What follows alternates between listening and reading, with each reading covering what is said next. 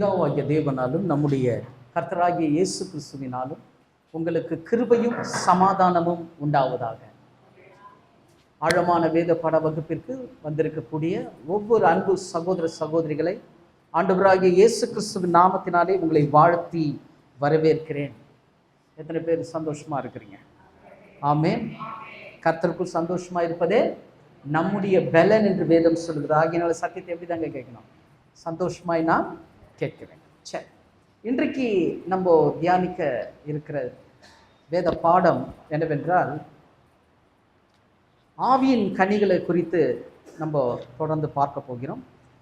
விசேஷமாக இந்த மாதத்தில் கனிகளை குறித்து, ஒரு கனியை குறித்து தியானிக்கணும்னா அந்த கனி எப்படி வந்தது அப்படின்றது ரொம்ப முக்கியம். எடுத்தெடுப்புலே கனி வந்துடாது.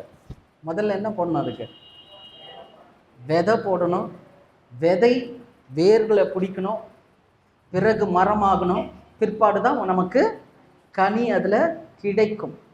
அதுபோல் நம்ம ஆவியின் கனியை குறித்து தியானிக்க வேண்டுமானால் முதலாவது ஆவிக்குரிய விதையை பார்க்கணும். ஸோ ஆவிக்குரிய விதையை பார்த்தா தான் ஆவியின் கனியை நம்மளால் புரிஞ்சுக்க முடியும். சில பாரம்பரிய கோட்பாடுகள் அது அப்படியே வந்துடுச்சு. ஆவியின் கனி அப்படின்னா அந்த 9 காரியம்: அன்பு, சந்தோஷம், சமாதானம், நீடிய பொறுமை, தயவு, நற்குணம், விசுவாசம், சாந்தம், இச்சை அடக்கம். இந்த 9 காரியமும் அன்பின் ஆவியின் கனி என்றும், இது அதனுடைய சுபாவம் அப்படின்ற மாதிரி காலங்காலமாக நம்ம அப்படி வந்துட்டோம். ஆனால் வேதம் ஒரு காரியத்தை சொல்லுகிறது என்றால் அதனுடைய முக்கியத்துவம் ரொம்ப முக்கியம். ஏன்னா ஆவியின் கனி, காண்கின்ற எல்லாமே அனித்தியம், காணாதவைகளும் நித்தியம். இது பார்க்க முடியாத கனி, பார்க்கக்கூடிய கனி கிடையாது. ஆவியின் போது பார்க்க முடியாத ஒரு கனி என்பதை முதலில் நம்ம தெரிஞ்சுக்கணும். ஸோ இந்த பார்க்க முடியாத, புலப்படாத இந்த ஆவியின் கனியை பற்றி தெரிந்து கொள்ள வேண்டுமானால் முதலில் ஆவிக்குரிய விதையை பற்றி தெரிஞ்சுக்கணும். அப்போ ஆவிக்குரிய விதையை எப்படி பார்க்க முடியும்? நம்ம முன்னாடி தியானிச்சது தான். வேத வாக்கியங்களுடைய சத்தியங்கள் எல்லாம் எப்படி இருக்குங்க? இங்கே கொஞ்சமும் அங்கே கொஞ்சமும். ஒரு இடத்துல விதையை பற்றி சொல்லியிருக்கோம், இன்னொரு இடத்துல வேரை பற்றி சொல்லியிருக்கோம், இன்னொரு இடத்துல மரத்தை பற்றி சொல்லியிருக்கோம், இன்னொரு இடத்துல கனியை பற்றி சொல்லியிருக்கோம். சரிங்களா? இது முழுமையாக பார்க்கும்போது தான் நமக்கு அந்த நேர்த்தியான அந்த சத்தியத்தை நாம் அறிந்து கொள்ள முடியும். இருந்தாலும் இன்றைக்கு ஆவிக்குரிய விதைகள் என்ற ஒரு தலைப்பிலே நம்ம இந்த பாடத்தை நம்ம பார்க்கலாம். இதற்கு ஆதாரமாக 2 கொரிந்தியர் 9ஆம் அதிகாரம் 10வது வசனம். 2 கொரிந்தியர் 9:10. விதைக்கிறவனுக்கு விதையையும் புசிக்கிறதற்கு ஆகாரத்தையும் அளிக்கிறவர் உங்களுக்கு விதையை அளித்து அதை பெருக பண்ணி உங்கள் நீதியின் விளைச்சலை வர்த்திக்க செய்வார். உங்கள் நீதியின் விளைச்சலை வர்த்திக்க செய்வார். உங்களுக்கு விதையை அளித்து உங்களை பெருக பண்ணி உங்களுக்கு நீதியின் விளைச்சலை அருள் செய்வார். அப்போ நல்லா புரிஞ்சுக்கணும், விதை எதற்கு என்றால் ஒரு விளைச்சல் வரணும். என்ன விளைச்சல்ங்க? நீதியின் விளைச்சல் வருவதற்காகத்தான் விதை என்பதை நம்ம தெரிஞ்சுக்கணும். அப்போ விதைக்கும் கனிக்கும் ஒரு லிங்க் இருக்கு. அப்படி பார்க்கும்போது ஏன் நீதியின் விளைச்சல், எதற்காக நீதியின் விளைச்சலுக்கு இந்த விதையை அளித்தார், தேவன் நமக்கு அளித்தார் அப்படின்னு பார்க்கும்போது எபேசியர் 5ஆம் அதிகாரம் 9வது வசனம். எபேசியர் 5:9. ஆவியின் கனி சகல நற்குணத்திலும், நல்லா சொல்றாங்க, ஆவியின் கனி சகல நற்குணத்திலும் நீதியிலும் உண்மையிலும் விளங்கும். பாத்தீங்களா? அப்போ ஆவியின் கனி எப்படி விளங்கும்? ஆவியின் கனியை நம்ம எப்படி நம்முடைய வாழ்க்கையில அபியாசப்படுத்த முடியும், காட்ட முடியும்னா அந்த ஆவியின் கனி எப்படி இருக்குதுங்களா? உண்மையிலும் நீதியிலும் விளங்கும். அப்போ நீதியில விளங்குனா நீதி என்ன ஆகணும்? விதையா வந்து வளர்ந்து விளைச்சல் தான் ஆவியின் கனி. புரியுதுங்களா? விளங்குதுங்களா? அந்த விதை நீதியின் விளைச்சலை கொடுத்து அது மரமாகி அதிலிருந்து வரக்கூடிய அந்த நீதிக்குரிய உண்மை வரும்போது என்ன வந்துடுதுங்க? கனி வெளியில வருது. கனி அப்படிதான் விளங்கும். புரியுதுங்களா? சரி, இப்போ இன்றைக்கு வேதாகமத்தில் விதையை குறித்து முதல்ல அதனுடைய சாராம்சம் என்னன்றதை பார்க்கணும். விதையினுடைய கோட்பாடு என்ன? வேதத்துல நிறைய பொருட்களை வச்சு நமக்கு சத்தியத்தை கற்றுக் கொடுக்குறார் தேவன். நிறைய பொருட்களை, கனின்றது கூட ஒரு ஆவிக்குரிய ஒரு பாடம். மரத்தை குறிச்சு இருக்குதுங்களா சபை பாடங்கள்? நீதிமான் கேதுரு மரத்தை போல இருப்பான், சீத்தி மரம், பனை மரம், அப்படின்னு நிறைய விஷயங்கள் மரத்தை பத்தி வருது. வேரை பத்தி இருக்குதா? நீங்கள் கிறிஸ்து இயேசுக்குள்ளாக வேர் கொண்டவர்களாகி, அப்படி வேரை பத்தி இருக்குது. அப்படியே விதைன்னு வரும்போது விதையை கூட தேவன் பல கோணத்துல ஒப்பிட்டு நம்மளுக்கு சத்தியத்தை கற்றுக் கொடுக்குறார். சரியா? அந்த விதையில நிறைய விஷயத்த கற்றுக் கொடுக்குறார். அப்படி பார்க்கும்போது எதற்கு இந்த விதையினுடைய சாராம்சம், இந்த விதையினுடைய கோட்பாடு என்ன, தான் ஃபார்முலா, விதைக்குரிய ஃபார்முலா என்னன்னா நம்ம ஆதியாகம புஸ்தகத்துக்கு தான் போகணும்.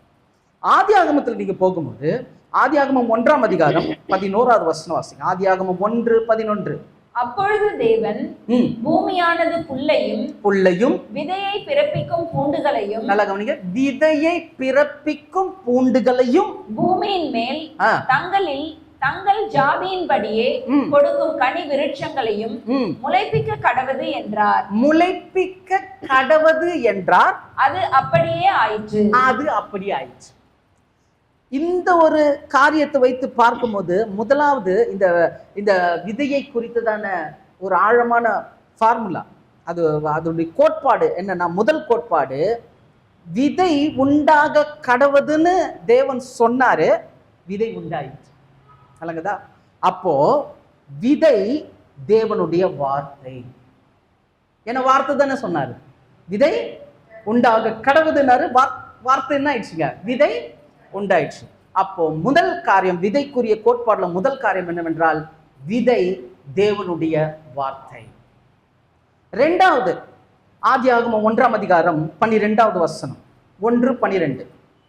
பூமியானது புல்லையும் தங்கள் ஜாதியின்படியே விதையை பிறப்பிக்கும் பூண்டுகளையும் தங்கள் ஜாதியின்படியே தங்கள் விதையை உடைய கனிகளை கொடுக்கும் விருட்சங்களையும் முளைப்பித்தது. தேவன் அது நல்லது என்று கண்டார். முன்னாடி விதை உண்டாக கடவுதென்றார், விதை தேவனுடைய வார்த்தை. ரெண்டாவது பார்க்கிறோம், விதை இப்ப என்ன ஆயிடுச்சுங்க? முளைப்பித்தது, தேவன் நல்லது என்று கண்டார். இப்போ முளைச்ச விதையை பார்த்து தேவன் என்ன கொடுக்கிறாரு? சாட்சி கொடுக்கிறாரு, நல்லது. அப்போ இரண்டாவது சாராம்சம், விதையை குறித்த சாராம்சம் என்னவென்றால் விதையின் வளர்ச்சி தேவனுடைய நற்சாட்சி. புரியுதுங்களா? விதையின் வளர்ச்சி தேவனுடைய நற்சாட்சி. மூன்றாவது இந்த விதைக்குரிய கோட்பாடு என்னன்னு பார்த்தீங்கன்னா, ஆதியாகமம் 1ஆம் அதிகாரம் 29வது வசனம். ஆதியாகமம் 1:29. பின்னும் தேவன், இதோ பூமியின் மேல் எங்கும் விதை தரும் சகலவித பூண்டுகளையும் விதை தரும் கனிமரங்களாகிய சகலவித விருட்சங்களையும் உங்களுக்கு கொடுத்தேன். அவைகள் உங்களுக்கு ஆகாரமாய் இருக்க கடவது. பாத்தீங்களா? மூன்றாவது பார்க்கிறோம். முதல்ல பார்த்தோம் விதை தேவனுடைய வார்த்தை. இரண்டாவதாக பார்த்தோம் விதையின் வளர்ச்சி தேவன் கொடுக்கிற நற்சாட்சி. மூன்றாவதாக பார்க்கிறோம் விதை மனுக்குலத்தின் ஆகாரம். விதை மனுக்குலத்தின் ஆகாரம். இப்போ இந்த விதைக்கு 3 கோட்பாடு இருக்கு. புரிஞ்சுதுங்களா? விதைக்கு 3 கோட்பாடு விளங்குச்சிங்களா? இப்போ ஆல்ரெடி லூக்கா 8ஆம் அதிகாரம் 11வது வசனம் வாசிக்கிறீங்களா? லூக்கா 8:11. அந்த ஓமையின் கருத்தாவது விதை தேவனுடைய வசனம். விதை என்னவா? தேவனுடைய வசனம். அதுதான் முன்னாடி பார்த்தோம். அது இயேசு சொல்றாருன்னா இதை வச்சுதான் சொல்றாரு. புரியுதுங்களா? இயேசு கிறிஸ்து சொல்றாரு, விதையை வசனத்துக்கு ஒப்பிடுறாருன்னா இதை வச்சுதான் சொல்றாரு. அப்போ விதை தேவனுடைய வார்த்தை, விதையின் வளர்ச்சி தேவன் கொடுக்கும் நற்சாட்சி, விதை மனுக்குலத்திற்கு ஆகாரம். சரியா? இப்போ விதை வசனம்னு பார்த்துட்டோம், வார்த்தை அப்படின்னு பார்த்துட்டோம். இப்போ வார்த்தை யாரு? இயேசு கிறிஸ்து வார்த்தை. கரெக்டுங்களா? இப்போ இந்த 3 சாராம்சமும் இயேசு கிறிஸ்துக்குள்ள பார்க்கலாம். முதல்ல பார்த்தீங்கன்னா இயேசு வார்த்தை. ஆதியில வார்த்தை இருந்தது, அந்த வார்த்தை தேவனிடத்தில் இருந்தது, அந்த வார்த்தை தேவனா இருந்தது. இந்த வார்த்தை யோவான் 1ஆம் அதிகாரம் 14வது வசனம் வாசிங்க. யோவான் 1:14. அந்த வார்த்தை மாம்சமாகி கிருபையினாலும் சத்தியத்தினாலும் நிறைந்தவராய் நமக்குள்ளே வாசம் பண்ணினார். ஆமென். அவருடைய மகிமையை கண்டோம். அது பிதாவுக்கு ஒரே பேரானவருடைய மகிமைக்கு ஏற்ற மகிமையாகவே இருந்தது. பாத்தீங்களா? முதல்ல அங்க பார்த்தோம் விதை தேவனுடைய வார்த்தை. அப்படியே இயேசு வார்த்தை இப்ப என்னவா மாறுறாரு? அவரு மாம்சமா மாறினதுனால கிருபையும் சத்தியமும் நமக்குள்ள வந்தது. புரியுதுங்களா? அப்போ விதை தேவனுடைய வார்த்தை, அப்படியே இயேசு வார்த்தையானவர், அவர் கிருபையும் சத்தியமாய் நமக்குள்ள இருக்கிறார். இரண்டாவது பார்த்தீங்கன்னா விதை வளர்ச்சி தேவன் கொடுக்கிற சாட்சி. அங்க எப்படி விதை வளரும் போது தேவன் சாட்சி கொடுத்தாரோ, அப்படியே இயேசு கிறிஸ்துனுடைய ஆவிக்குரிய வளர்ச்சி 30 வயது வரைக்கும் எங்க இருந்தாரு? வீட்டுல இருந்தாரு. 30 வயதுக்கு அப்புறமா என்ன பண்ணாரு? ஒப்பு கொடுத்தார். தேவனுக்குன்னு ஒப்பு கொடுத்து ஊழியத்துக்கு வந்துட்டார். அப்போ ஒப்பு கொடுத்ததுக்கு அடையாளமா அவர் என்ன பண்ணாரு? ஞானஸ்நானம் பெற்றார். இப்ப ஞானஸ்நானம் பெற்ற உடனே விதையின் வளர்ச்சி ஆன உடனே ஒரு சத்தம் கேட்குது, இவர் என் நேசகுமாரன், இவரில் நான் பிரியமா இருக்கிறேன். அப்போ விதையின் வளர்ச்சி தேவன் கொடுக்கிற சாட்சி. அங்க எப்படி அது முளைப்பித்தது, தேவன் நல்லதென்று கண்டான் சாட்சி கொடுத்தாரோ, அப்படியே வார்த்தையாகிய இயேசு கிருபையும் சத்தியமும் நமக்கு கிடைச்சது. ரெண்டாவது அவருடைய அர்ப்பணிப்பு, அவருடைய வளர்ச்சி அடுத்த லெவலுக்கு அவர் போறாரு. இது வரைக்கும் வீட்டுல இருந்தாரு, இப்ப அடுத்த லெவலுக்கு போகும்போது அங்க பிதாவாகிய தேவனுடைய சத்தம், பிதாவாகிய தேவன் கொடுத்த ஒரு சத்தம். அந்த சத்தம் என்ன சொல்லுதுன்னா, இவர் என் நேசகுமாரன், இவரில் பிரியமாயிருக்கிறேன். இப்போ சாட்சி கொடுத்தார். மூன்றாவது விதை என்ன வச்சாங்க? மனுஷருக்கு ஆகாரம் ஆயிடுச்சு. இப்போ இயேசு கிறிஸ்துனுடைய சரீரமும் ரத்தமும் புது உடன்படிக்கையில கிறிஸ்தவர்களுக்கு என்னவா இருக்குதுங்க? திருவிருந்தாக ஆகாரமாக இருக்குது. புரியுதுங்களா? அப்போ விதை நம்ம வார்த்தை, இயேசு தேவனுடைய வார்த்தை. புரியுதுங்களா? அப்போ இந்த விதை தான் பேஸ். இந்த விதையில இருந்து தான் வேறு வரணும், மரம் வரணும், அதுல கனி வரணும். புரியுதுங்களா? அப்போ அந்த ஸ்டெப்பு போகும்போது தான் ஆவியின் கனியை நம்ம என்ன பண்ண முடியும்? அதோடைய மகத்துவத்தை புரிஞ்சுக்க முடியும். சரிங்களா? சரி, இப்போ இந்த விதையை வேதத்துல எதற்கெல்லாம் ஒப்பிட்டு இருக்கிறாங்க?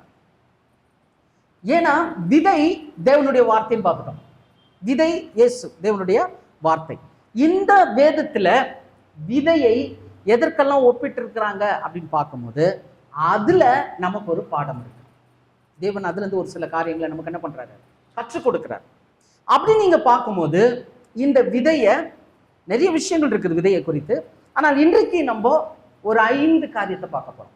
இந்த விதையை ஒரு 5 காரியத்துக்கு ஒப்பிட்டு வேதத்துல பேசப்பட்டிருக்குது. இந்த 5 காரியத்தையே நம்ம தியானிக்கும் போது இப்போ விதையை யார் மாறணும்? நம்ம மாறணும். ஏன்னா கிறிஸ்துவினுடைய சாயல் அச்சாரங்களை யார் தரித்துக்கணும்? நம்ம தரித்து கொள்ளணும். இப்ப நம்ம விதையா இருக்கிறோமா இல்லையான்றத இன்னைக்கு செக் பண்ணிடலாம். இந்த 5 காரியத்தை நாம் ஒப்பிட்டு பார்த்து அதுல இருந்து நம்ம சில ஆவிக்குரிய அர்த்தங்களை புரிந்து கொள்ளணும். சரி, விதை வேதத்தில் விதைக்கு ஒப்பிடப்பட்ட ஒரு 5 காரியங்கள், அதுல இருக்கக்கூடிய ஆழமான பாடம் என்ன அப்படின்னு பார்த்தீங்கன்னா, முதலாவது காரியம் 1 கொரிந்தியர் 15ஆம் அதிகாரம் 38வது வசனம். 1 கொரிந்தியர் 15:38. அதற்கு தேவன் தமது சித்தத்தின்படியே மேனியை கொடுக்கிறார். அதற்கு தேவன் தமது சித்தத்தின்படியே மேனியை கொடுக்கிறார். விதை வகைகள் ஒவ்வொன்றுக்கும் அதற்கேற்ற மேனியை கொடுக்கிறார். இங்க முதல்ல பார்க்கிறோம் விதையை சரீரத்துக்கு ஒப்பிட்டு பேசியிருக்கிறாங்க. 1 கொரிந்தியர் 15:38. விதையை சரீரத்துக்கு என்ன பண்ணியிருக்கிறாங்க? ஒப்பிட்டு மேனி அங்கன்னு சொல்றாங்க. இப்போ ஏன் சரீரத்திற்கு இந்த விதையை நிழலாக ஒப்பிட்டு இருக்கிறாங்கன்னா 36வது வசனம் வாசிங்க சிஸ்டர். 36. புத்தியீனனே, நீ விதைக்கிற விதை செத்தால் ஒழிய உயிர்ப்பிக்க மாட்டாதே. பாத்தீங்களா? இப்போ விதை என்ன ஆகணுமா? சாகணும். செத்தாதான் அது என்ன கிடைக்கும்? பலன் கொடுக்கும். இப்ப நல்லா கவனிக்கணும். ஒரு விதையை பூமிக்குள்ள வைக்கிறீங்க, பூமிக்குள்ள வச்சுட்டோம். வச்ச பிறகு அந்த விதையினுடைய தோற்றமே அதுக்கப்புறம் வராது. அது வெடித்து அதுல இருந்து வேர் கீழே போய் மேல இருந்து என்ன பண்ணுதுங்க, முளைத்து வரும்போது விதை அங்க இல்லை. விதை என்ன ஆயிடுச்சு, பினிஷ்ட் ஆயிடுச்சு. அதோடைய தோற்றமே என்ன ஆயிடுச்சுங்க, ஃபுல்லா மாறிடுச்சு. இப்போ விதை சாகணும். அப்படியே நம்முடைய மேனியும் என்ன ஆகணும், ஆவிக்குரிய மேனி என்ன ஆகணும், ஐ மீன் அந்த ஆவிக்குரிய மேனியை வரணும்னா நமக்குள்ள என்ன வரணும்னா நீங்களும் நானும் மரிக்கணும். என்ன பண்ணோம், மரிக்கணும்னா லிட்ரல் டெத்து கிடையாது, அது ஒரு நாளைக்கு நடக்க தான் போகுதுன்னு வச்சுக்கோங்க. இது என்னன்னா வாசிக்க ரோமர் 6ஆம் அதிகாரம் 11வது வசனம். ரோமர் 6:11.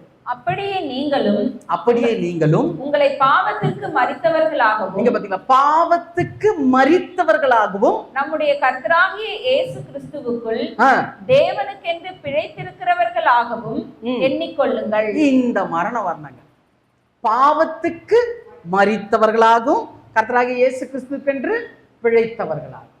அப்போ விதையை மேனிக்கு ஒப்பிட்டு இருக்கிறது. மேனிக்கு ஒப்பிட்டு இந்த சரீரத்துக்கு ஒப்பிடும் பொழுது இந்த சரீரம் என்ன ஆகணும், மரிக்கணும். அதனால்தான் பவுல் சொல்றாரு, கிறிஸ்துவுடனே கூட சிலுவையில் அறையப்பட்ட நான் அல்ல, கிறிஸ்துவை எனக்குள்ள என்ன பண்றாரு, பிழைத்திருக்கிறார். புரியுதுங்களா? அப்போ நம்முடைய ஆசாபாசங்கள், இந்த உலகத்திலிருந்து வரக்கூடிய சிற்றின்பங்கள், இந்த உலகம் தரக்கூடிய காரியங்கள் எல்லாமே, இந்த பாவ வேரிலிருந்து வரக்கூடிய காரியங்களை நம்ம என்ன பண்ணணும், மரிக்கணும். மரித்தவனால கிரியை செய்ய முடியாது. புரியுதுங்களா? மரித்தவனால என்ன பண்ண முடியாது, கிரியை செய்ய முடியாது. அப்படியே பாவத்துக்கு நம்ம மரித்தா திரும்பவும் பாவத்துல நம்ம என்ன பண்ண முடியாது, விழ முடியாது, அதிலே நிலைத்திருக்க முடியாது. புரியுதுங்களா? மாம்ச பலவீனத்துல விழுறது வேற. மாம்சமோ பலவீனமானது, ஆவியோ உற்சாகமானது. மாம்ச பலவீனத்துல விழுறது வேற. விழுந்தா கூட அதுல படுத்துன்னு கிடக்கிறது கிடையாது. எழுந்து தன் பாவங்களை அறிக்கையிட்டு அது தேவனிடத்துல மன்னிப்பு கேட்டு கிறிஸ்துவின் ரத்தத்துல கழுவி கொண்டு நம்ம என்ன பண்ணிக்கணும், பரிசுத்தப்படுத்திக் கொள்றது ரொம்ப முக்கியம். ஆனா அந்த பாவத்துல விழுந்து கிடக்கிறது தேவன் என்ன பண்றது இல்லை, அனுமதிக்கிறது இல்லை. அப்போ இதுல ஒரு தெளிவு வேண்டும். அதே நேரத்துல மன்னிப்பு இருக்குதுன்னு அதுல என்ன பண்ணக்கூடாது, அதுல விழுந்திருக்கிறது கூட ஒரு தவறான ஒரு காரியம். அது எப்படின்னா தேவனை நம்ம ரொம்ப துக்கப்படுத்துறோம். புரியுதுங்களா? அது ஒரு வேலை என்னால முடியலன்னா தேவனிடத்துல தான் கேட்கணும், ஆண்டவர்கிட்ட தான் கேட்கணும். இயேசுவே என்னுடைய வாழ்க்கைய இந்த சூழ்நிலை இருக்கு. ஏன்னா ரொம்ப பர்சனலா தைரியமா பேசக்கூடிய ஆள் யாருன்னா இயேசு கிறிஸ்து தான். அவர்கிட்ட தான் நம்ம ரொம்ப பர்சனலா என்ன பண்ண முடியும், தைரியமா பேச முடியும். ஏன்னா மனுஷங்கிட்ட நம்மளால பேச முடியாது. மனுஷங்கிட்ட போய் சொல்ல முடியுமா, என்னால இதை விடவும் இல்லைங்க, இது திரும்ப திரும்ப செஞ்சுக்கிறேன்னா, அப்படியா போச்சு போ, நீ நரகத்துக்கு போன்றோம். ஆனா இயேசு அப்படி அல்ல. நம்முடைய பலவீனங்களுக்கு நமக்கு பலன் கொடுக்கிறவர். பவுல் ஜெபம் பண்ணாரு, என்னால முடியல ஆண்டவரே, இந்த முள் என்ன பண்ணுது, என்னை குத்திக்கிட்டே இருக்குது, நான் பலவீனப்படுறேன். நோ ப்ராப்ளம்பா, உன் பலவீனத்துல என் கிருபை உனக்கு போதும், உன் பலவீனத்துல என் பலன் பூரணமாய் விளங்கும். அதாங்க. அப்போ விதை மேனிக்கு ஒப்பிடப்பட்டிருக்கிறது, விதை மரிக்கிறது. அதே போல நம்முடைய சரீரத்துக்குரிய பாவ காரியங்களுக்கு நம்ம என்ன பண்ணணும், மரிக்கணும். அதுக்கு மாத்திரம் மடிக்கணுமானா இல்ல. ரோமர் 7ஆம் அதிகாரம் 6வது வசனம். ரோமர் 7:6. இப்பொழுதோ நாம் பழமையான எழுத்தின்படி அல்ல, புதுமையான ஆவியின்படி ஊழியம் செய்யத்தக்கதாக நம்மை கட்டியிருந்த நியாய பிரமாணத்துக்கு நாம் மரித்தவர்களாகி அதனின்று விடுதலையாக்கப்பட்டிருக்கிறோம். நம்மை கட்டியிருந்த நியாய பிரமாணத்திலிருந்து நம்ம நியாய பிரமாணத்துக்கு நம்ம என்ன பண்ணுமா, மரிக்கணும். கட்டி இருக்கிற நியாய பிரமாணத்துக்கு மடிக்கணும். அதாவது யூதர்களுக்கு நியாய பிரமாணம் தான் ரொம்ப முக்கியம். கிறிஸ்துவின் பிரமாணத்தை அவங்க ஏத்துக்கல. எது சொன்னாலும் மோசே எங்களுக்கு கட்டளை கொடுத்திருக்கிறார், மோசே எங்களுக்கு சொல்லி இருக்கிறார், தோராவே மென்ஷன் பண்ணாங்க. 5 ஆகாம புஸ்தகங்களை மென்ஷன் பண்ணி பேசினாங்க. ஆனா கிறிஸ்துவின் பிரமாணம் வேற. புரியுதுங்களா? இப்போ நியாய பிரமாணத்துக்கு நம்ம மரிக்கணும்னா நம்ம நியாய பிரமாணத்தை ஃபாலோ பண்ணல, நமக்கும் நியாய பிரமாணத்துக்கு சம்பந்தம் இல்லை. ஆனா அங்க யூதர்களுடைய பாரம்பரியமோ கலாச்சாரமோ எப்படி அவங்க கெட்டியா பிடிச்சிட்டு இருந்தானோ, கிறிஸ்தவத்துல கூட அந்த பாரம்பரியம் இருந்தது. புரியுதுங்களா? இன்னைக்கு அந்த பாரம்பரியம் இருக்குது. என்ன தெரியுமா, ஆசீர்வாத தட்டு, இன்னும் எக்ஸெட்ரா எக்ஸெட்ரா எக்ஸெட்ரா நிறைய விஷயங்களெல்லாம் என்ன பண்றாங்க, இந்த மாதிரி சபைக்குள்ள கொண்டு வந்து இந்த மாதிரி பாரம்பரியங்கள் என்ன பண்றாங்க, ஃபாலோ பண்றாங்க. நீங்க நல்லா கவனிச்சு பாருங்க, சத்தியத்தை போதிக்கணும், அதை கேட்கறதுக்கு பைபிள் ஸ்டடிக்கு யாரும் என்ன பண்ண மாட்டாங்க, வரமாட்டாங்க. இது ஒரு ஃபெஸ்டிவல்னு சொல்லுங்க, சபையில எல்லாரும் வந்துருவாங்க. அப்போ ஏன்னா சபை கற்றுக் கொடுக்கல, சத்தியத்தினுடைய முக்கியத்துவத்தை கற்றுக் கொடுக்கல. நீ கற்றுக் கொடுக்காதனால தான் இன்னைக்கு பாரம்பரியத்தில் நிறைய பேர் என்ன பண்ணாங்க, கற்றுக் கொடுத்தாலும் வருது இல்லை, அது இன்னொரு கதைன்னு வச்சுங்க. புரியுதா? அப்போ அந்த மாதிரி பாரம்பரியம் நிறைய விஷயங்கள்ல இப்படிதான் வந்திருக்கிறாங்க. சிலர்லாம் பார்த்தீங்கன்னா, சமீபத்தில் ஒரு பாஸ்டர் ஒருத்தர் சொன்னாரு, ரொம்ப ஒரு புதுசாக ஒரு குடும்பம் வந்திருந்தாங்கன்னு சொல்லி சொன்னாரு. அடுத்த மாதம் போகிறேன், அந்த குடும்பம் வரலன்னாரு. ஏன்னா கல்யாணத்துக்காக வந்தாங்களாம் அவங்க. சும்மா பேண்ட் வாசிட்டு ஒரு சர்டிஃபிகேட் வாங்குறதுக்கு அந்த டைமுக்கு அந்த பாரம்பரியம் ஏதோ ஒரு காரியத்துக்காக. புரியுதுங்களா? நமக்கும் இருக்கும் ஏதோ ஒரு விஷயத்துக்கு. சிலருக்கெல்லாம் ஞாயிற்றுக்கிழமை சர்ச்சுக்கு போகலன்னா கை உதற ஆரம்பிச்சிடும். பார்த்துக்கிறீங்களா? சர்ச்சுக்கு போய் தலையை காமிச்சிட்டு வரணும். தலையை காட்டுற இடம் இது இல்லை, தலையை உணர்கிற இடம். கிறிஸ்து சபைக்கு தலையா இருக்கிறார், கிறிஸ்துவ உணர்ற இடம், தலையை காட்டுற இடம் இல்லை. அப்ப இப்படிப்பட்ட பாரம்பரியங்கள்னா நம்மளுக்கு மறிக்கணும். அது மாத்திரத்தோடு இருக்குதானா? இல்ல. கொலோசியர் 2ஆம் அதிகாரம் 20வது வசனம், கொலோசியர் 2:20. நீங்கள் கிறிஸ்துவுடனே கூட உலகத்தின் வழிபாடுகளுக்கு மரித்ததுண்டானால் இன்னும் உலக வழக்கத்தின்படி பிழைக்கிறவர்கள் போல. உலக வழிபாட்டுக்கு என்ன பண்ணோம்? மரிக்கணும். இது 3வது. முதல்ல பாவத்துக்கு மரிக்கணும், 2வது இந்த சடங்காச்சாரன்ற நியாய பிரமாணத்துக்குரிய காரியத்துக்கு மரிக்கணும், 3வது உலக வழிபாட்டுக்கு மரிக்கணும். இந்த உலக வழிபாடு இப்ப பெரிய லெவல்ல பிடிச்சி ஆடிட்டு இருக்கிறது எல்லாரையும். இன்னைக்கு போய் பாருங்க, நிறைய இடத்துல போய் பார்த்தீங்கன்னா எல்லாரும் இந்த உலகத்துக்குரிய காரியங்களை தான் என்ன பண்றாங்க. சோசியல் மீடியாலெல்லாம் போனீங்கன்னா எல்லாம் அந்த உலகத்தை தான் பிடிச்சிட்டு இருக்காங்க, உலகத்தினுடைய காரியங்களை தான் செஞ்சுட்டு இருக்கிறாங்க. இன்னும் நாள் பார்க்குறாங்க, இன்னும் கிழமை பார்க்குறாங்க, இன்னும் இதோட பெரிய அட்ராக்ஷன்லன்னா ஒருத்தர் சரியில்லை, உடம்பு முடியல அப்படின்னா உங்களுக்கு யாரும் பில் சொல்லி வச்சுருக்காங்க. அதையும் இவங்க என்ன பண்றாங்க, நம்புறாங்க. நம்புறது மாத்திரம் இல்லை, அதுக்கேற்ற மாதிரி என்னென்னமோ செய்யறாங்க. அதுவும் வீட்டில் இருந்து என்னென்னமோ எடுக்கிறான் வராங்க. அவங்க வேற வந்து எல்லாத்தையும் எடுத்து ஒரு வழியாக்கி அவங்க வேற மாதிரி ஆகிட்டாங்க. இன்னைக்கு கிறிஸ்தவமே ஒரு ஒரு ஒரு ட்ராக் வேற மாதிரி தப்பா போயிட்டு இருக்குது. சமீபத்தில் அதை தான் பார்த்துட்டு இருக்கிறேன். அப்படியே ஒரு ட்ராக் தப்பா போகுது. என்னன்னா இந்த மாந்திரீகம், கட்டு, இதுக்கு முதலிடம். தேவனுடைய வல்லமையை காட்டில இதுக்கு முதலிடம் சொல்லிட்டு அந்த மாதிரி நிறைய விஷயங்களை உலகத்துல இருக்கிறது எல்லாத்தையும் எங்க கொண்டு வந்துட்டாங்க, சபைக்குள்ள கொண்டு வந்துட்டாங்க. இப்படிப்பட்ட உலக வழிபாடுகளுக்கெல்லாம் என்ன பண்ணாங்க, மாறணும். இன்னைக்கும் இது சமீபத்துல இப்போ அந்த ரோமன் கேத்தலிக்ல எல்லாரும் அந்த ஃபெஸ்டிவல் நடக்குது இல்லையா? ஆமா, நம்ம ஆளுங்கெல்லாம் போயிருக்கிறாங்க அங்க. நம்ம ஆளுங்க சமீபத்தில் ஒரு 2 குடும்பத்துக்கு ஃபோன் பண்ணா மீட்டிங் என்னன்னா, அது வேளாங்கண்ணிக்கு போயிருக்கிறேன் பிரதர். என்ன அவன் கொடி ஏற்ற போறான், இவர் ஏற்றின பிறகு தான் அது பறக்கும். இப்படி எல்லாம் ஜனங்க என்ன பண்றாங்க, பழகிட்டாங்க. அதுக்கு அவங்க சொன்ன ஒரு ரீசன் ரொம்ப நல்லா இருந்தது. சும்மா போனோம். சும்மா எதுக்கு போனேன், ஜாலியா இருக்கிறதுக்கு. என்ன ஜாலி? அப்புறம் பார்த்தா ஐயா குடிச்சிட்டு அங்கே படுத்து கிடக்குறாங்க. அந்த அம்மா அழுது, குடி விழுந்துட்டாங்க பிரதர், ஜெபம் பண்ணுங்க. இதனை வாலண்டியர் கூட்டு போன. உலக வழிபாடு, உலக வழிபாடுக்கு என்ன பண்ணோம், மரிக்கணும். சகோதர சகோதரி, விதை சரீரத்துக்கு ஒப்பிடப்பட்டிருக்கிறது. விதை மரிப்பது போல இந்த சரீரத்துக்குரிய காரியங்கள், பாவத்துக்கு மரிக்கணும், நியாயப்பிரமாணம் என்கின்ற கோட்பாடுக்கு மரிக்கணும், உலக வழிபாடுக்கு மரிக்கணும். அதனால்தான் கொலோசியர் 3ஆம் அதிகாரம் 3வது வசனம் வாசிங்க. கொலோசியர் 3:3. ஏனென்றால் நீங்கள் மரித்தீர்கள். நீங்கள் மரித்தீர்கள். மரித்தீர்கள்னா என்ன அர்த்தங்க? ஃபினிஷ்ட், முடிஞ்சிச்சு.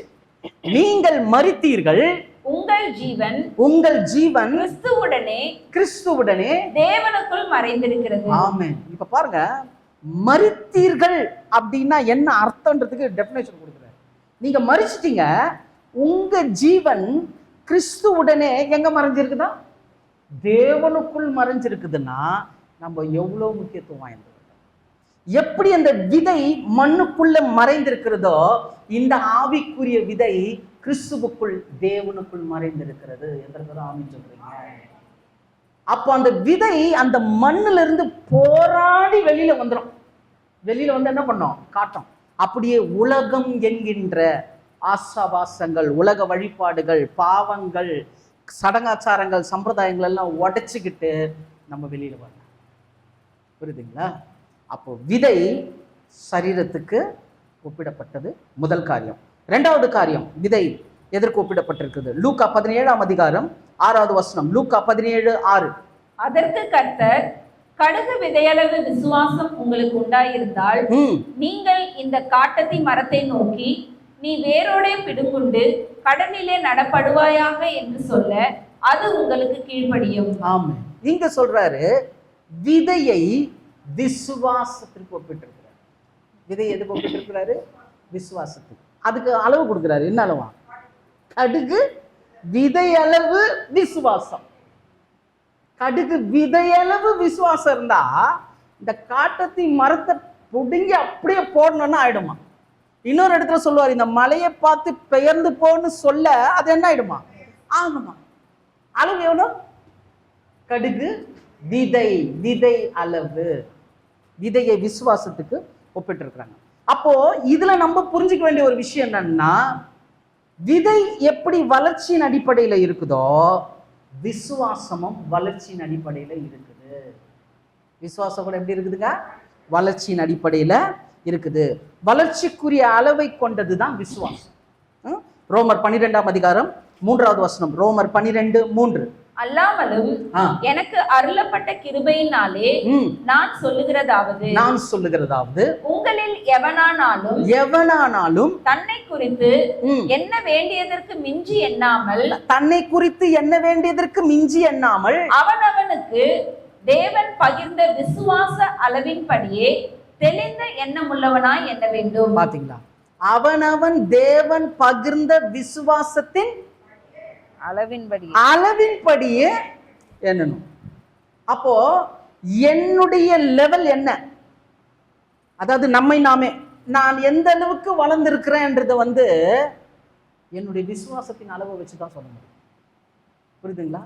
நல்ல பெரிய பிரசங்கியாரு, ரொம்ப நல்லா இருக்கிறாரு, நல்ல ஆழமான சத்தியங்கள் எல்லாம் பேசுறாரு, திடீர்னு ஒரு போன் கால் வருது, உங்க மக கீழே விழுந்துட்டானோட மகிழ்ச்சி விழுந்துட்டார்.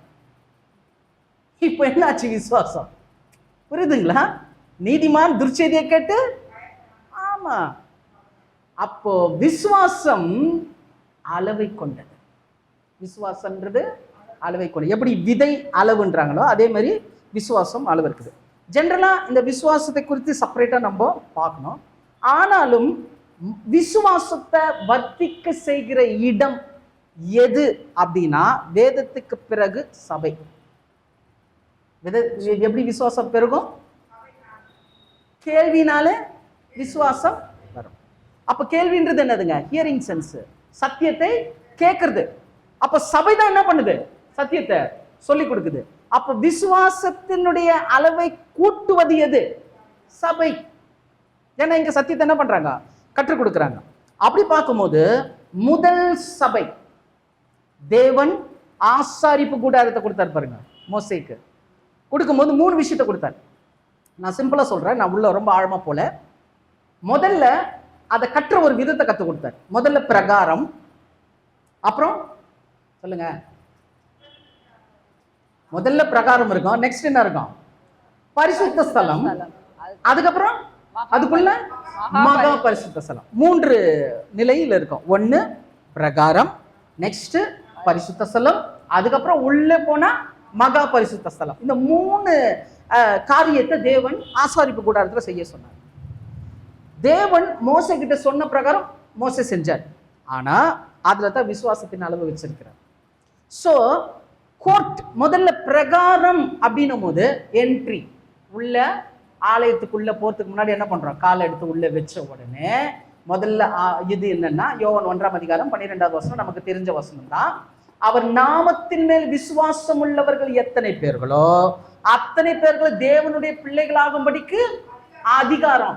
தேவனுடைய ஆசாரிப்பு கூட எல்லாரும் போக முடியாது. தெரிந்து கொள்ளப்பட்டவர்கள் தான் போக முடியும். புறஜாதியெல்லாம் அனவசியமா உள்ள போக முடியாது. புரியுதுங்களா? எல்லாரும் பாளையத்துக்கு புறம்பா நிக்கணும்.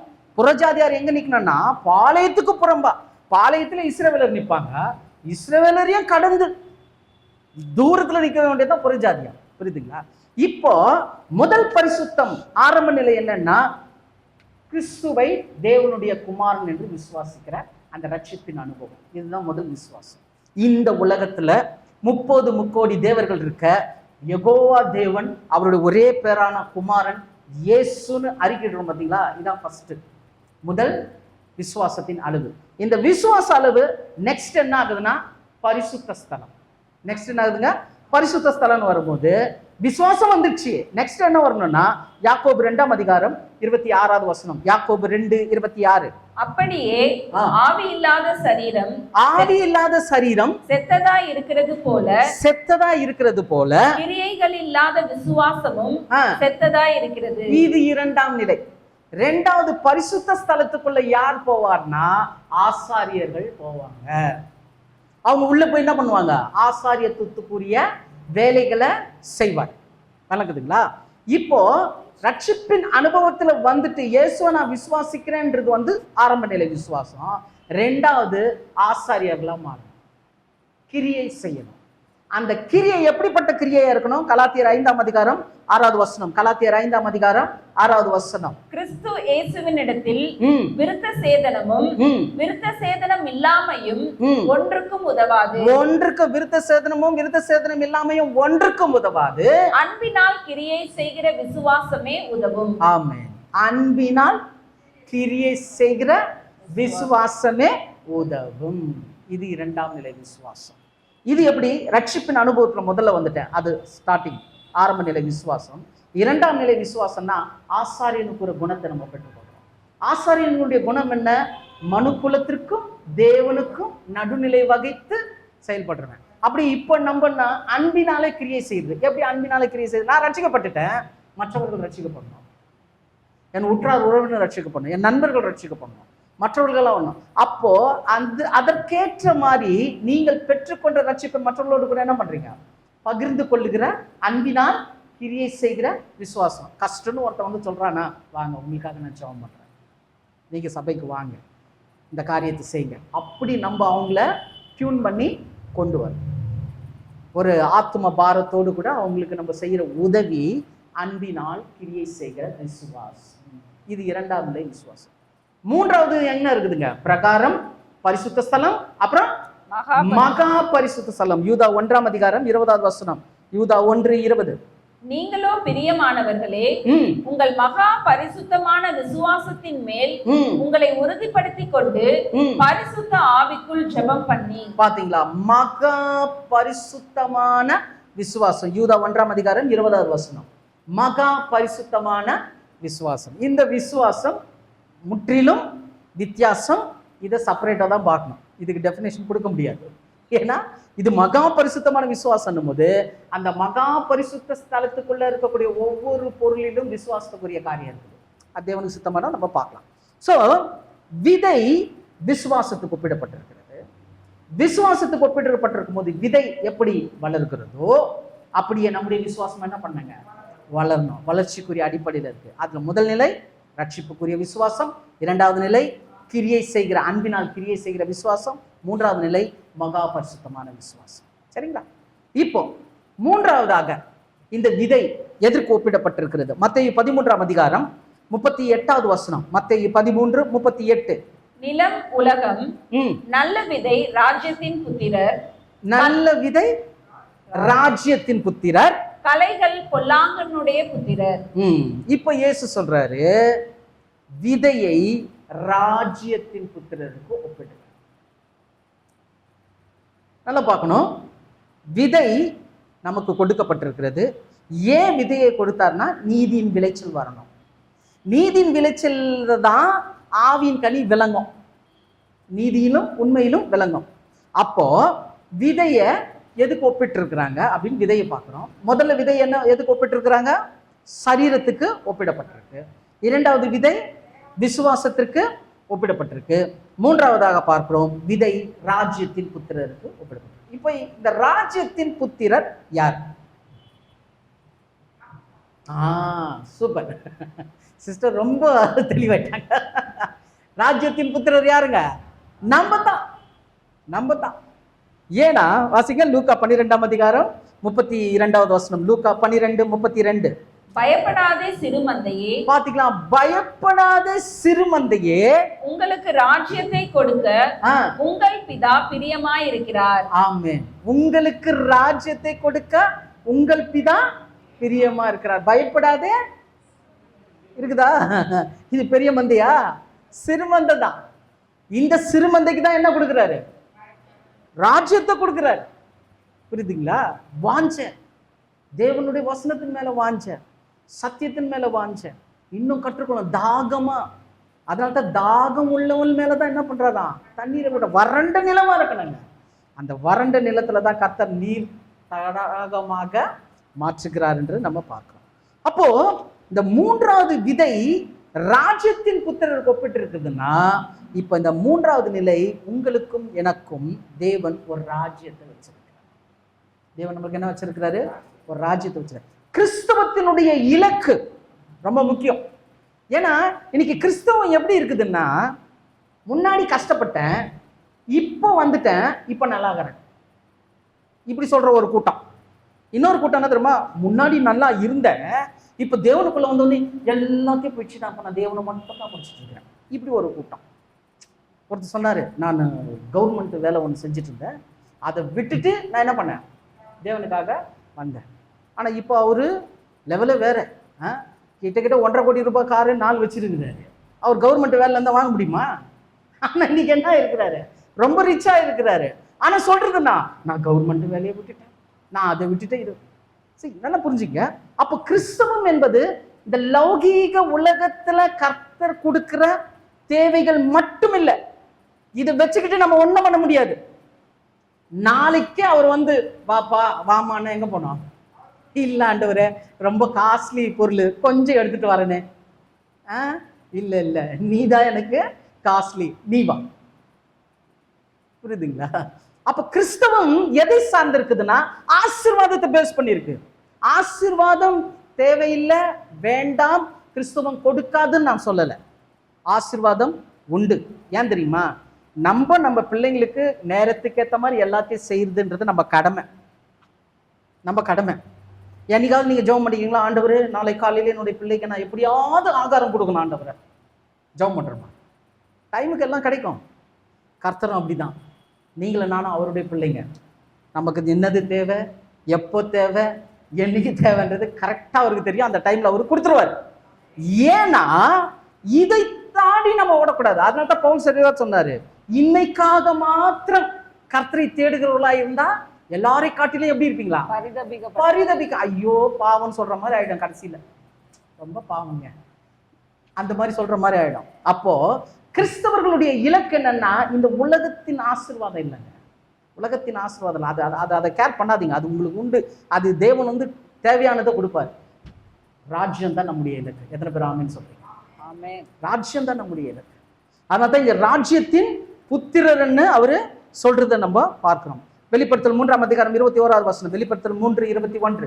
நான் ஜெயம் கொண்டு என் பிதாவினுடைய சிங்காசனத்திலே அவரோட கூட உட்கார்ந்தது போல ஜெயம் கொள்ளுகிறவன் எவனோ அவனும் என்னுடைய சிங்காசனத்தில் என்னோட கூட உட்காரும்படிக்கு அருள் செய்வேன். ஆமென். எவ்வளவு பெரிய வார்த்தை தெரியுங்களா இது? அவர் சொல்றாரு, நான் ஜெயம் கொண்டு பிதாவின் சிங்காசனத்துல உட்கார்ந்தது போல ஜெயம் கொள்ளுகிறவன் எவனோ அவனும் என்னோடு கூட சிங்காசனத்துல உட்கார்வதற்கு அருள் செய்வேன் சொல்றாரு. இதை விட வேற என்ன வேணும்? எவ்வளவு பெரிய அழைப்பு! அதனால்தான் இது பரம அழைப்பு. புரியுதுங்களா? இது பரம அழைப்பு. அப்போஸ்தலர்கள் கூட அவங்களுடைய ஓட்டத்தின் இலக்கு உலகத்தை சார்ந்து இல்ல, இந்த இலக்கை தாண்டி தான் ஓடினாங்க. எஸ்பெஷலி பவுல் ஒரு இடத்துல சொல்றாரு இல்லையா, 2 தீமோத்தேயு 4ஆம் அதிகாரம் 7வது வசனத்துல, நல்ல போராட்டத்தை போராடினேன், ஓட்டத்தை முடித்தேன், விசுவாசத்தை காத்துக்கொண்டேன், இது முதல் நீதியின் கிரீடம் எனக்கு வைப்பேன். அதான் இலக்கு. அவர் இந்த உலகத்தை பார்த்து ஓடி இருந்தான்னு வச்சுக்க, கொஞ்சம் தூரம் ஓடினா நம்மளுக்கு ஒரு வீடு கிடைக்கும், கொஞ்சம் ஓடினா நல்ல லக்ஸுரி வெஹிக்கிள் கிடைக்கும், அப்படி ஓடல. சிங்காசனம், கிரீடம், அந்த ராஜ்யத்துக்கு ஓட போனார். அப்போ விதை ராஜ்யத்தின் புத்திரருக்கு ஒப்பிடப்பட்டிருக்குது. அப்படியே நீங்களும் நானும் ராஜ்யத்தின் புத்திரராக இருக்கிறோம். எத்தனை பேர் ஆமென் சொல்றீங்க? ஆமென். கர்த்தர் பாருங்க எவ்வளவு மகத்தான காரியத்துக்கு நம்மளை அழைச்சிருக்கிறார் பாருங்க. நம்மளுடைய அழைப்பு இன்னைக்கெல்லாம் யார் யாரும் ஆட்சி செய்தெல்லாம் பார்க்கணும், என்ன ஆட்சி செய்யறாங்கன்றாங்க. ஆனால் ஆட்சியை ஒரு காலத்துல கர்த்தர் நமக்கு கொடுக்க போறாரு. அப்போ அது எப்படி இருக்கும்? எப்பேற்பட்ட ஒரு மகிமையா இருக்கும். அப்போ விதை ராஜ்யத்தின் புத்திரருக்கு ஒப்பிடப்பட்டிருக்கிறது. அப்படியே உங்களுக்கும் எனக்கும் என்ன பண்றாரு? ராஜ்யத்தை கொடுக்கிறார். கலாத்தியர் 5ஆம் அதிகாரம் 21ஆவது வசனத்துல ஒரு எச்சரிப்பை கூட கொடுக்கிறார் பாருங்க. கலாத்தியர் 5:21. பொறாமைகள், கொலைகள், வெறிகள், களியாட்டுகள் முதலானவைகளே, இப்படிப்பட்டவைகளை செய்கிறவர்கள் தேவனுடைய ராஜ்யத்தை சுதந்தரிப்பதில்லை என்று முன்னே நான் உங்களுக்கு சொன்னது போல இப்போதும் உங்களுக்கு சொல்லுகிறேன். இப்போ ஒரு லிஸ்ட் கொடுக்கிறாரு. பொறாமை, கொலை, வெறி, இந்த மாதிரி எல்லாம் வச்சுக்கிட்டு என்ன பண்ண முடியாது? ராஜ்யத்துக்குள்ள வர முடியாது. அப்போ இங்க ஒரு எச்சரிப்பை கொடுக்கிறாரு. அப்போ நல்லா புரிஞ்சுக்கணும், இந்த உலகத்துல நீங்களும் நானும் ராஜ்யத்தின் புத்திரரா இருக்கிறோம்னா நம்ம ஆட்சியை கவுக்கிறதுக்கு எதிராளி காத்துட்டு இருக்கிறான். நிறைய விஷயத்த கொடுப்பான். பொறாமையை கொடுப்பான். கொலைன்னும் போது என்னது? ஒரு ஆளை போய் கத்தியில குத்துறதா? இல்ல, இயேசு சொன்னார் பாருங்க, தன் சகோதரனை பகைக்கிற எவனும் மனுஷன் கொலைபாதகனா இருக்கிறான். அப்ப சின்ன சின்ன வருத்தங்கள், சின்ன சின்ன சண்டைகள், சின்ன சின்ன கோபம், சின்ன சின்ன அந்த கசப்பு, வெறுப்பு, அந்த போராமை எல்லாமே எங்க கொண்டு போகுதுன்னா ராஜ்யத்துல இருந்து வெளியில கொண்டு வருது. இன்னைக்கு அலாட்டாயிடணும். நீங்களும் நானும் ராஜ்யத்தின் புத்திரர். அப்படிப்பட்ட ஒரு எண்ணம் வருதா? தேவ சமூகத்துல கொடுத்துரு. நிறைய நேரத்துல நான் ஒரு அநேகருக்கு சொல்லி கொடுக்குற விஷயம் இதுதான். கசப்பை என்னால எடுக்க முடியல பிரதர், இவங்களை மன்னிக்க முடியல, அவங்கள மன்னிக்க முடியலன்னா இப்படி ஜெபம் பண்ணுங்க. மாறாவின் தண்ணீரை மதுரமாய் மாற்றினவர் ஜீவன் உள்ளவர். அவர் நமக்குள்ள இருக்கிறார். நமக்குள்ள இருக்கிற கசப்பை மதுரமா மாற்ற அவரால் முடியும். முதல்ல நம்ம விரும்பணும் இந்த கசப்பு மதுரமா மாறணும்னு நம்ம விரும்பணும். அது ரொம்ப முக்கியம். ஏன்னா இது எங்க கொண்டு போயிடுதுன்னா ராஜ்யத்துக்குள்ள என்ட்ராகாதபடி பண்ணிடுது. அப்ப ரொம்ப ஜாக்கிரதையா இருக்கணும். ஆகினால் கருமையானவர்களே, விதையை குறித்து நாம் தியானித்துக் கொண்டிருக்கிறோம். முதலாவது பார்த்தோம், விதை சரீரத்துக்கு ஒப்பிடப்பட்டிருக்கிறது. விதை மரிப்பது போல சரீரமும் இந்த உலகத்தின் காரியத்துக்கு மரிக்க வேண்டும். இரண்டாவது, விதை விசுவாசத்திற்கு ஒப்பிடப்பட்டிருக்கிறது. எப்படி ஒரு வளர்ச்சியின் அடிப்படையில் இருக்குதோ நம்முடைய விசுவாசமும் வளர்ச்சியின் அடிப்படையில் இருக்கிறது. மூன்றாவதாக பார்க்கிறோம், விதை ராஜ்யத்தின் புத்திரருக்கு ஒப்பிடப்பட்டிருக்கிறது. அப்படியே நீங்களும் நானும் இந்த உலகத்துல என்னவா இருக்கிறோம்? ராஜ்யத்தின் புத்திரராக இருக்க. அந்த ஒரு வசனம் எபிரேயர் 12:28. ஆதலால் அசைவில்லாத ராஜ்யத்தை பெறுகிறவர்களாகிய நாம். என்ன ராஜ்யமா? அசைவில்லாத ராஜ்யத்தை பெறுகிறவர்களாகிய நாம் பயத்தோடும் பக்தியோடும் தேவனுக்கு பிரியமாய் ஆராதனை செய்யும்படி கிருபையை பற்றிக் கொள்ள கடவோம். ஆமென். கிருபையை, அதுதாங்க. ஏதாவது ஒரு விஷயம் தேவனுக்கு விரோதமா இருக்குதா, சரண்டர் ஆயிடுங்க. அவ்வளவுதான். நீரே என்னுடைய சரணாகதி, நீங்க தான் ஆண்டவரை மாத்தணும், நீங்க தான் நடத்தணும் அப்படின்னு அவர்கிட்ட ஒப்பு கொடுக்கும் போது கர்த்தர் மாற்றுவார். நம்மளால மாத்திக்க முடியாது, அவர்கிட்ட ஒப்பு கொடுத்தா அவர் மாற்றுவார். புரியுதுங்களா? ஏன்னா நம்மளை உருவாக்கினவர் அவர். பார்வோன் இருதயத்தை கடினப்படுத்தின தேவன் நம்முடைய இருதயத்தையும் இப்படிப்பட்ட உலக காரியத்திலிருந்து கடினப்படுத்த அவராலே முடியும். புரியுதுங்களா? சரி, நான்காவதாக பார்க்கிறோம் மத்தேயு 13ஆம் அதிகாரம் 31-32. மத்தேயு 13ஆம் அதிகாரம் 31-32. வேறொரு உவமையை அவர்களுக்கு சொன்னார். பரலோக ராஜ்யம் கடுகு விதைக்கு ஒப்பாய் இருக்கிறது. அதை ஒரு மனுஷன் எடுத்து தன் நிலத்தில் விதைத்தான். அது சகல விதைகளிலும் சிறிதாயிருந்தும் வளரும் போது சகல பூண்டுகளிலும் பெரிதாகி ஆகாயத்து பறவைகள் அதன் கிளைகளில் வந்து அடையத்தக்க மரமாகும் என்றார். பாத்தீங்களா? நான்காவதாக பார்க்கிறோம், விதை பரலோக ராஜ்யத்துக்கு ஒப்பிடப்பட்டிருக்கு. விதை எதுக்கு ஒப்பிடப்பட்டிருக்கு? பரலோக ராஜ்யம். இங்க ஒரு உவமை சொல்றார். எஸ்பெஷலி மத்தேயு 13ஆம் அதிகாரத்துல அநேக உவமைகள் இருக்குது. அநேக உவமைகள்ல நிறைய ரகசியங்கள் இருக்குது. உவமைகள் நம்ம தனியா பார்த்தா தான் அது புரியும். இப்போ இந்த இடத்துல ஒரு உவமை சொல்றாரு இயேசு. 13ஆம் அதிகாரம் 31-32 சொல்றாரு, விதை பரலோக ராஜ்யத்திற்கு நிழலா இருக்குதுன்னு சொல்லிட்டு, ஒரு மனுஷன் விதை என்ன பண்ணான்? விதைச்சான். விதைச்சிட்டு என்ன பண்ணிட்டான்? விட்டுட்டான். அது என்ன ஆச்சான்? அந்த விதைக்கப்பட்ட அந்த விதை பெரிய முதல்ல விதை சகல பூண்டுகளிலும் பெருசா மாறி, அதுக்கப்புறமா என்ன ஆகுதுங்க? மரமா மாறி, பெரிய மரமா மாறின உடனே ஆகாயத்து பறவைகள் வந்து என்ன பண்ணிச்சான்? அதுக்குள்ள தங்குச்சான்.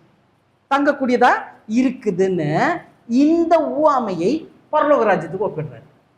விதையை கம்பேர் பண்ணி. புரியுதுங்களா? நான் சொல்றது விளங்குதுங்களா? ஒரு விதை விதைக்கப்படுது. அது பெரிய பூண்டா மாறுது. முதல்ல விதை வளருது, உள்ள விதைக்கப்பட்ட விதை பெரிய பூண்டா வளர்ந்து மரமா மாறி, பெரிய மரமா மாறி, ஆகாயத்தில் இருக்கக்கூடிய சகல பட்சிகளுடைய சரணாலயமா மாறிடுச்சு. சொல்லிட்டு இது பரலோக ராஜ்யத்துக்கு ஒப்பா இருக்குதுன்னு சொல்லிட்டு விதையை வச்சு கம்பேர் பண்றாங்க. அப்படியே நீங்க பாத்தீங்கன்னா ஆரம்பம் பாத்தீங்கன்னா விதை எப்படி இருந்ததுங்க? அற்பமான ஆரம்பம்.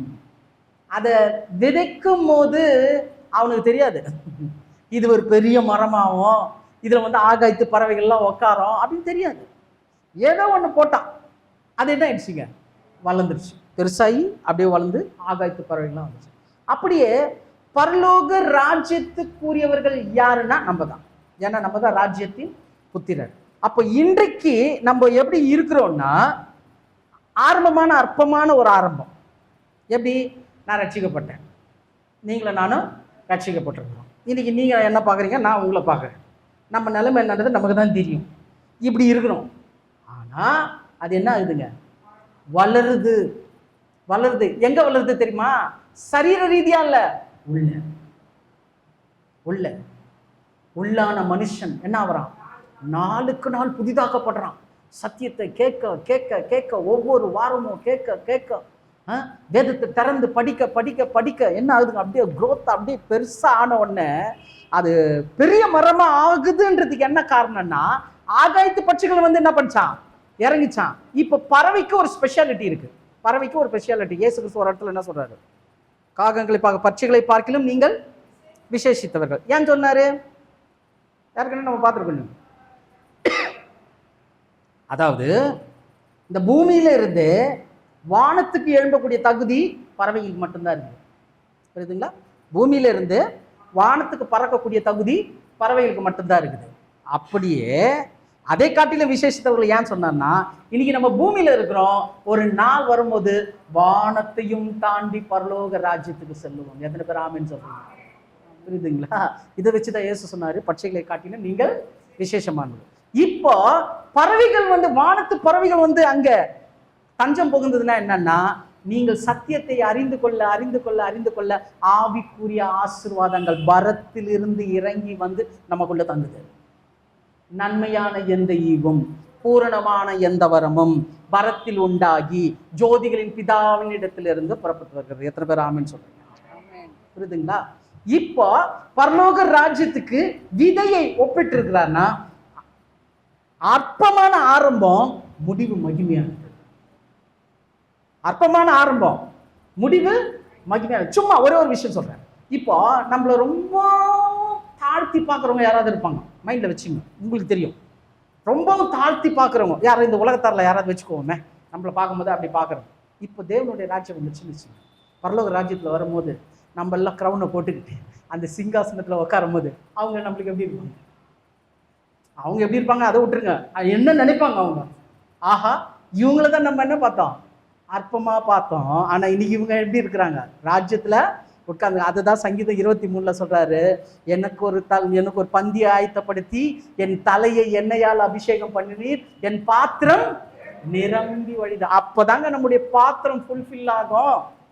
இந்த உலகத்துல நம்ம எந்தெந்த பாத்திரத்துல இருக்கிறோமோ அந்த பாத்திரம் முழுமை அடைவது பரலோக ராஜ்யம். ஆமென். அது தேவனுடைய ராஜ்யம். அந்த இயேசு கிறிஸ்துவினுடைய வருகைக்கு பிறகு 1000 கால வருஷத்துக்கு பிறகு நடக்கக்கூடிய பரலோக ராஜ்யத்துக்குரிய காரியம். சரி, இப்போ விதை பரலோக ராஜ்யத்துக்கு ஒப்பிடப்பட்டு பேசப்பட்டிருக்கு. கடைசியாக விதை எதற்கு ஒப்பிடப்பட்டு பேசியிருக்கிறது? மார்க் 4ஆம் அதிகாரம் 26, 27. பின்னும் அவர் அவர்களை நோக்கி, தேவனுடைய ராஜ்யமானது ஒரு மனுஷன் நிலத்தில் விதையை விதைத்து இரவில் தூங்கி பகலில் விழித்திருக்க அவனுக்கு தெரியாத விதமாய் விதை முளைத்து பயிராகிறதற்கு ஒப்பாயிருக்கிறது. புரிஞ்சுதுங்களா?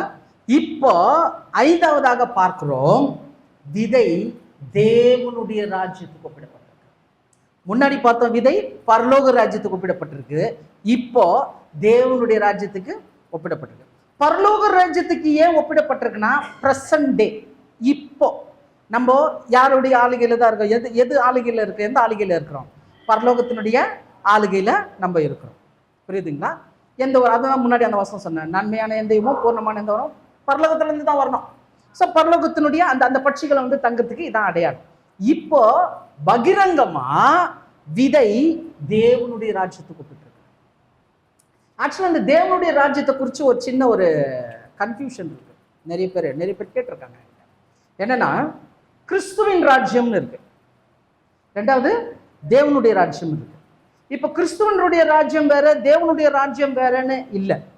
ஏன்னா கிறிஸ்துவனுடைய ராஜ்யம்னா கிறிஸ்து தனித்து செய்யப்பட முடியாது, கிறிஸ்து தனித்து செயல்பட முடியாது. இந்த உலகத்தின் ராஜ்யமா இருந்தாலும் சரி, இந்த உலகத்துல செய்யக்கூடிய சபை செய்யக்கூடிய ஆளுகையா இருந்தாலும் சரி, கிறிஸ்து செய்கிற ஆளுகையா இருந்தாலும் சரி, எல்லாம் எங்க இருந்து தான் வரணும்? தேவனிடத்துல இருந்து தான் வரணும். இப்ப அப்படி பார்க்கும்போது தேவனுடைய ராஜ்யம் என்பது என்ன? எபேசியர் 5ஆம் அதிகாரம் 5வது வசனம். எபேசியர் 5:5. விபசாரக்காரனாவது, அசுத்தனாவது, விக்கிரக ஆராதனைக்காரனாகிய, பொருளாசைக்காரனாவது தேவனுடைய ராஜ்யமாகிய கிறிஸ்துவின் ராஜ்யத்திலே சுதந்திரம் அடைவதில்லை என்று அறிந்திருக்கிறீர்களே. தேவனுடைய ராஜ்யமாகிய கிறிஸ்துவின் ராஜ்யம். இப்போ என்ன ராஜ்யம் நடக்குது சொல்லுங்களேன். சரி, 1 கொரிந்தியர் 15ஆம் அதிகாரம் 24, 25. 1 கொரிந்தியர் 15ஆம் அதிகாரம் 24, 25. அதன் பின்பு முடிவு உண்டாகும். இப்ப பவுல் சொல்றாரு, அதன் பின்பு முடிவு உண்டாகும். அப்பொழுது அவர் சகல துரைத்தனத்தையும் சகல அதிகாரத்தையும் வல்லமையையும் பரிகரித்து தேவனும் பிதாவுமாய் இருக்கிறவருக்கு, நல்லா கேளுங்க, இயேசு பண்றாரு, தேவனும் பிதாவுமாய் இருக்கிறவருக்கு ராஜ்யத்தை ஒப்பு கொடுப்பார். ராஜ்யத்தை ஒப்பு கொடுப்பார். எல்லா சத்துருக்களையும் தமது பாதத்திற்கு கீழாக்கி போடும் வரைக்கும், எல்லா சத்துருக்களையும் தமது பாதத்துக்கு கீழாக்கி போடும் வரைக்கும் அவர் ஆளுகை செய்ய வேண்டியது. அவர் ஆளுகை செய்ய வேண்டியது. அப்போ இப்போ பிதாவினுடைய தலைமையில யாரு ஆளுகை செய்யறாங்க? சபையை இயேசு ஆளுகை செய்கிறார். ஒரு நாள் வரும் பொழுது, 1000 கால அரசாட்சியில இயேசு கிறிஸ்துவனுடைய தலைமையில பிதாவாகிய தேவன் என்ன பண்ணுவார்? இந்த உலகத்தை ஆளுகை செய்வார். இப்போ விதை அந்த ராஜ்யத்துக்கு ஒப்பிடப்பட்டிருக்கு. இனி வருகிற தேவனுடைய ராஜ்யத்துக்கு ஒப்பிடப்பட்டிருக்கு. அதுதான் வந்து அந்த விஷயத்தை சொல்றாங்க. ஒரு எக்ஸாம்பிள், ஒரு பேரபாலிக்கா அங்க சொல்லும் போது என்ன சொல்றாங்கன்னா, ஒருத்தன் விதையை விதைச்சிட்டான். அதே மாதிரி தான் விதையை விதைச்சிட்டான்.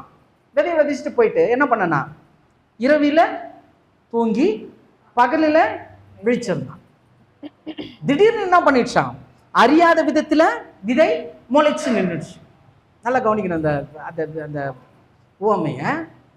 விதைச்சிட்டான், விதைச்சிட்டு விட்டுட்டான், இரவுல தூங்கினா, பகல்ல முடிச்சிட்டு இருந்தான். இவன் அறியாத நேரத்துல திடீர்னு விதை என்ன பண்ணிடுச்சுங்க, வந்துடுச்சு, திடீர்னு வந்துடுச்சு. இது தேவனுடைய ராஜ்யத்துக்கு ஒப்பா இருக்குதுன்ற.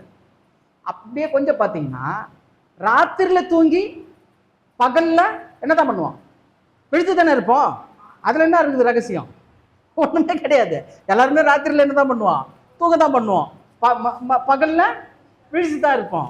ஆனா இது எதுனா, இரவு அப்படின்னும் போது வெளிச்சம் இல்லாத ஒரு நிலை. வேதத்துல இரவுன்னு வரும்போது இருள், அந்தகாரம், இதெல்லாம் எதை குறிக்குதுன்னா வெளிச்சம் இல்லாத ஒரு நிலை. அப்போ வெளிச்சம் இல்லாத நிலைக்கு நம்ம என்ன பண்ணோம்? சொல்லிருக்குத, இரவுல என்ன பண்ணாராம்? அவரு தூங்கினார், நித்திரை அடைஞ்சாரு. அப்படியே வெளிச்சம் இல்லாத இருளுக்கு நம்ம என்ன பண்ணோம்? நித்திரையா எண்ணோம். நித்திரைன்றது எது? முன்னாடி பார்த்தோமே, பாவத்துக்கு மறிக்கணும். அப்படியே அந்தகார, அதுவும் வசனம் இருக்கு, அந்தகார இருள் நின்ற ஆச்சரியமான ஒளியின் இடத்துல வரவழைக்கப்பட்டிருக்கிறோம் நம்ம. புரியுதுங்களா? அப்போ தேவனுடைய ராஜ்யம் புதைக்கப்பட்ட விதை. அது விதை இருக்கும் போது நம்ம என்ன பண்ணோம்னா, ராத்திரில தூங்குறோம். ராத்திரின்னும் போது அந்தகார இருளுக்குரிய கிரியைகளுக்கு நம்ம நித்திரையாயிடணும். புரியுதுங்களா? பகலின்னும் போது நீதிமானுடைய வழி எப்படி இருக்குதா? பட்ட பகலிலும் அதிகமா இருக்குது. அதனால்தான் வேத வசனம் வந்து என்ன வருதா? காலுக்கு தீபமும் பாதைக்கு வெளிச்சமா இருக்குது.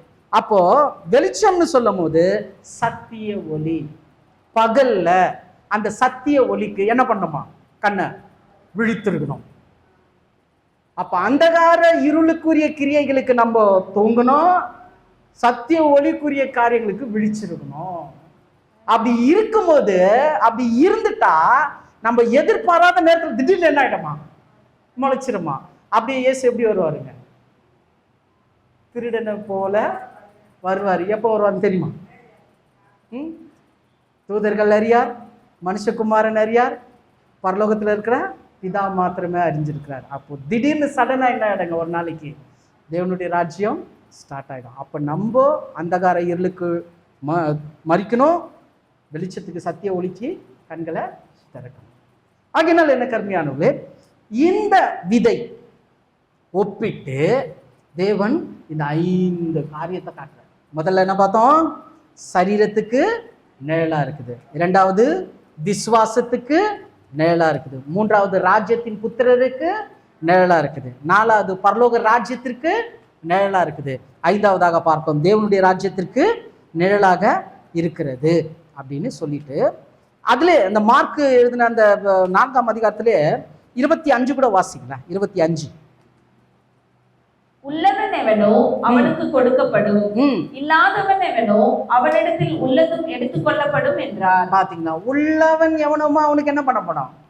கொடுக்கப்படும். அப்போ வாஞ்சியா உள்ள சத்தியத்தை வாங்குகிறவனுக்கு என்ன கொடுக்கப்படும்? சத்தியம் கொடுக்கப்படும். இது எனக்கு வானான்னு சொல்றவனுக்கு இருக்கிற சத்தியமும் எடுத்துக்கொள்ளப்படும். புரியுதுங்களா? அதுதான் இங்க சொல்லி முடிக்கிறார். கடைசி ஒரு வசனத்தை வாசித்து முடிக்கலாம். யோவேல் 1ஆம் அதிகாரம் 17வது வசனம். யோவேல் 1:17. விதையானது மண் கட்டிகளின் கீழ் மக்கி போயிற்று. என்னாச்சா? விதையானது மண் கட்டிக்கு கீழே மக்கி போயிற்று. பயிர் தீந்து போகிறதினால் பண்டசாலைகள் பாழாக்கி களஞ்சியங்கள் இடிந்து போயின. பாத்தீங்களா? யோவேல் தீர்க்கதரிசி ஒரு தீர்க்கதரிசனம் சொல்றாரு. தேவன் யோவேல் மூலமா சொல்லி கொடுக்கிறாரு. என்ன ஆச்சுங்களா? இப்போ விதை மண்ணு கட்டிக்கு கீழே இருக்குதா? அத ஈஸி டு ரீட் டிரான்ஸ்லேஷன்ல கீழே இருக்கு பாருங்க சிஸ்டர். அது வாசிங்க. இன்னொரு டிரான்ஸ்லேஷன். நாங்கள் விதைகளை விதைத்தோம். நாங்கள் விதைகள், தேவன் சொல்றார், நாங்கள் விதைகளை விதைத்தோம். ஆனால் விதைகள் மண்ணில் காய்ந்து, விதைகள் என்ன ஆயிடுச்சா? மண்ணில் காய்ந்து மரித்து கிடக்கின்றன. நமது செடிகள் எல்லாம் காய்ந்து மரித்து போயின. பாத்தீங்களா? எல்லாம் காய்ந்து என்ன ஆயிடுச்சு?